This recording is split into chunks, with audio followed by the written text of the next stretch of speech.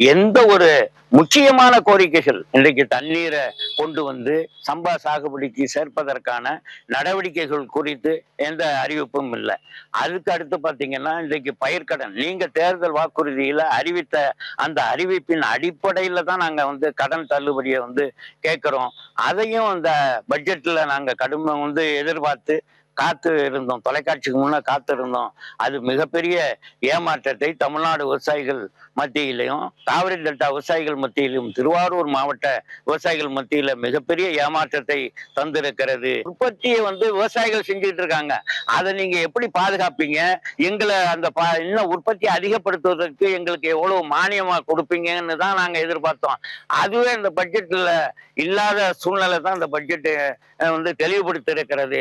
எனவே இந்த மாதிரி மிகப்பெரிய ஏமாற்றத்தில் தமிழ்நாடு விவசாயிகளும் இன்றைக்கு காவிரி டெல்டா விவசாயிகளும் நாங்கள் இந்த பட்ஜெட்டை எதிர்பார்த்த அளவுக்கு எங்களுக்கு திருப்தி அளிக்கவில்லை.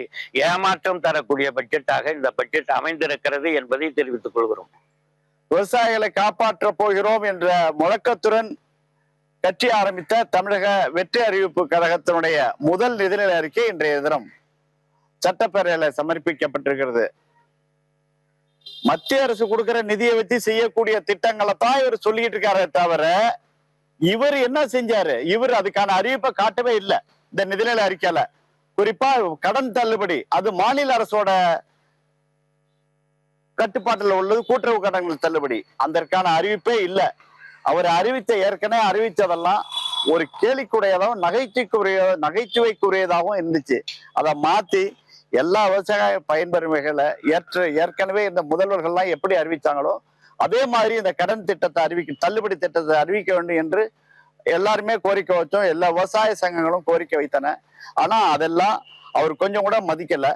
அதே மாதிரி எல்லா விவசாயிகளுக்கும் ஏக்கர் ஒன்றுக்கு ஆண்டுக்கு 15,000 இல்ல 10,000 ஊக்கத்தொகை கொடுக்கணும்னு ஆந்திரா மாதிரி தெலுங்கானா மாதிரி கொடுக்கணும்னு கேட்டோம். அதையும் கொடுக்கல.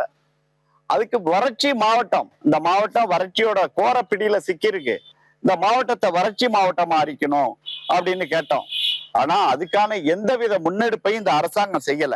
அதற்கான அறிவிப்பு இந்த நிதிநிலை அறிக்கையில வரும்னு எதிர்பார்த்தோம். ஆனா இதுவரைக்கும் அது வரலங்கிறது எங்களுக்கு ஒரு பெரிய ஏமாற்றமா இருக்கு.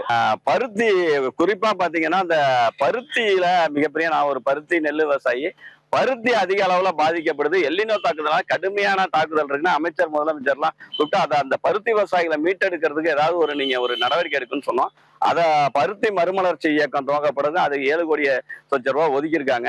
அதுல இருந்து அதுக்கான என்ன அடுத்தடுத்து எப்படி விவசாயிகளை கொண்டு போகலாம்னா அதை மிகுந்த வரவேற்போட பாக்குறோம். அது நன்றி தெரிவிச்சுக்கிறோம்.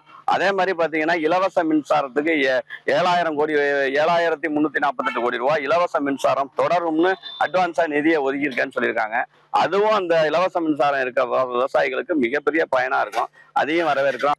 தேர்தல் நேரத்தில் மாண்புமிகு இன்றைய முதலமைச்சர் அவர்கள் அளித்திருந்த வாக்குறுதிகளில் ஏதாவது ஒன்று நிறைவேற்றப்பட்டிருக்குமா என்று பார்த்தால் எதுவுமே இல்லை.